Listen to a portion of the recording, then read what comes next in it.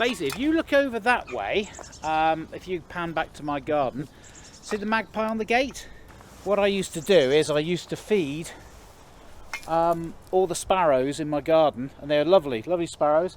The problem was that as I was feeding the sparrows, I was getting rats in the garden.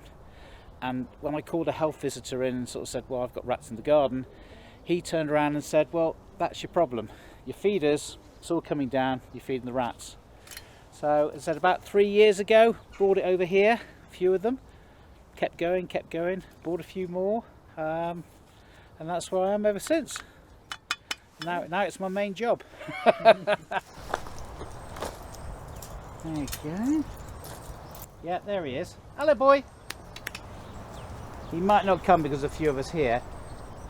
He usually comes for something to eat, and I'll feed him over by the wall there. But he might come over. He's got a couple of girls with him as well sometimes. He's my Christmas dinner. No, I wouldn't do that. Yeah, boy, what's this?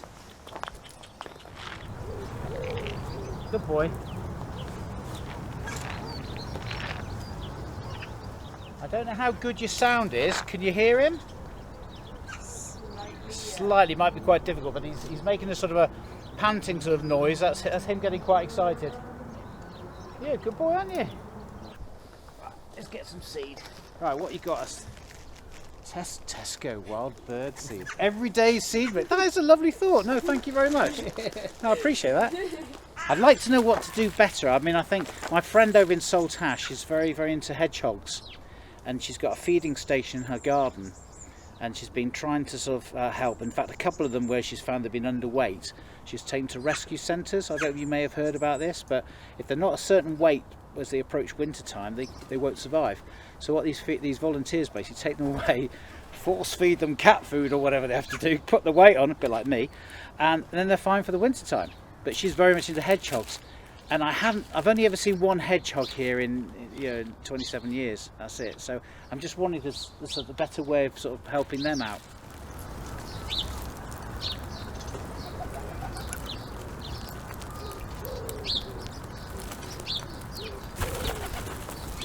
There you go, they're happy. Obviously with the birds, there's different times when they need more food than other times. So I think what I'll probably do is, as the summer comes, probably slow down a little bit, maybe reduce them down a little bit, and bring them back up on for the winter time. So try and match it with the animals and when they needed it. So that's sort of my plan, maybe. Well, they're sort of like a sort of a fatty substance. So they're high energy.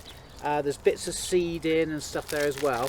So what they are good is the squirrels aren't too bothered about them. So they're very good for the smaller birds. So there's the great tits and the blue tits and things like that. And of course they're all nesting at the moment. So what I have to be a little bit careful of is some of the bigger peanuts. They could take them back and put them in the chick's mouth and it'll choke. So by having them in the cages, the little birds will just peck at them, so they'll take little bits. They have taken advantage, definitely. I'd say you're right. I mean, it's the negative side. I think sometimes is you think, well, the magpies, they're very resourceful, very clever. I don't think they go anywhere else, and I'm not sure how long they live for, but because I've been doing this for 3 years, you kind of get the impression that perhaps they don't go anywhere. That's it. This is, well, I live at the bird feeder, where I don't need to go anywhere else. Like the pigeons, I mean, you see them on my roof, they're just waiting because they know there'll be lots of seeds on the floor. So I don't know whether I'm perhaps affecting their behaviour. And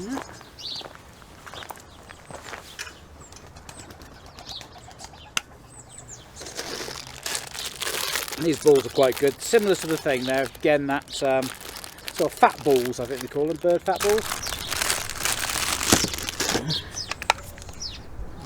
Go. Go. Hello. There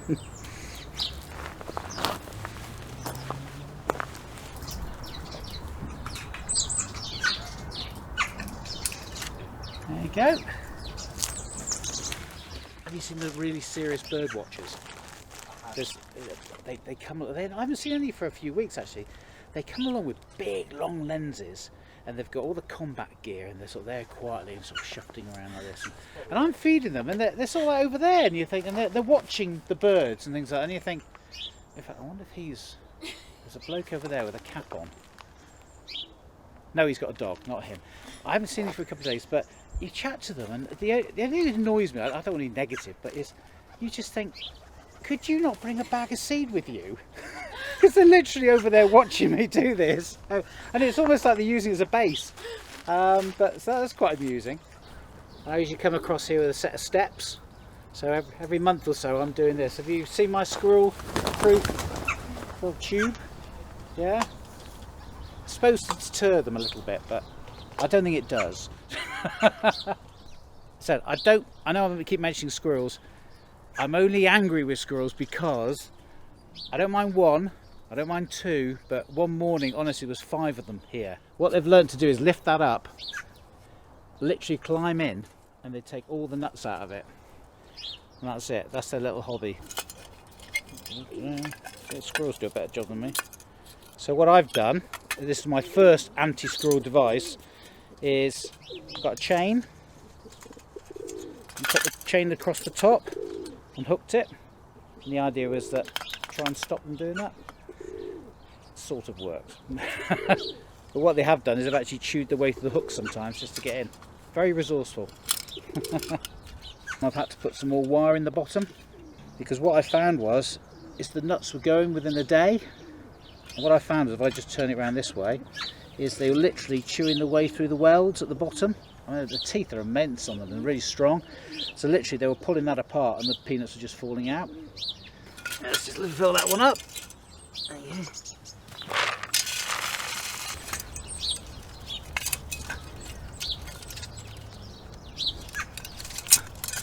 Yeah, I might stop them for a while. Give it a go. Sometimes the birds that I originally wanted to give food to, the smaller birds, are being chased out by the bigger ones, perhaps. Yeah, and that's like the squirrels, like the 5 squirrels. I'm not going to go out and shoot them or anything like that. That's not a bad idea. No, I won't do that. No. I'll chase them and shout at them, perhaps. Squirrels, yeah, like this. But it's that day when I saw 5 of them, literally with their heads in there, all along in a big row. Because I thought one squirrel would chase the others away. Nah. Now they all sort of help each other out. You know, they're all cheeky things. As I said, if you talk to anyone on your travels, please tell them that if you see empty feeders, I'm quite happy for them to top them up. Literally, quite happy. That's fine. You can hear the birds going, get out of the way, move. And I think I'm so lucky when I found that place. This is probably why I'm still here after 27 years, is it's south facing, nobody overlooks me that way, and you've got this, and it's like a big garden. It's amazing. And people have walked down this lane, and sometimes they sort of chat to me and say, oh, what are you doing? I'm feeding the birds. And they chat to you for a while, and it turns out they've lived here 20 years, but they've never been perhaps walking down this service lane, and they've never realised that, you know, not the feeders, but they've never realised the cemetery's so nice. I think that's probably why I've kept going, because I must admit it does take quite a bit of time. I mean, it takes me probably an hour to 2 hours a week coming out here and doing this. And yeah, as I said, £100 is a lot of money to be paying out. But you know, you get a kid sitting there going, wow, look at the birds, mum, and you think, that's really nice, isn't it? It's almost like it's a haven in the city. And I think that's where I think we're very lucky down here. I think we've got this sort of area.